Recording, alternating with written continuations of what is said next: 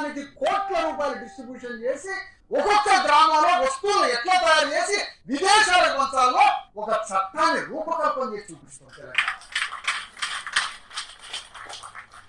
గ్రామంలో భూమిని ఎట్లా పంచాలో ఆ ప్రొసీజర్ అంతా మాకు చెప్పాలి. అసెంబ్లీకి కార్యదర్శులు ఎట్లా నడిపించాలో మాకు ట్రైనింగ్ చేయాలి. 2 రోజులు ఇదేమన్నా తప్పు చేస్తున్నాం? దేశద్రోహం ఇదేమన్నా దేశద్రోహం? ఎన్ని లక్షల ఎకరాల భూమి ఉంది, ఎంత ప్రభుత్వం దగ్గర భూమి ఉంది, ఆ రిపోర్ట్ కావాలి. ఇదంతా మాకు అసెంబ్లీ, ఇదంతా మాకు అసెంబ్లీ. ఆ భూమిని ఎట్లా పంచుకుంటారో చెప్తాం. అసెంబ్లీ నువ్వు మాకు అసెంబ్లీ కూడా మాకు ఇవ్వకపోతే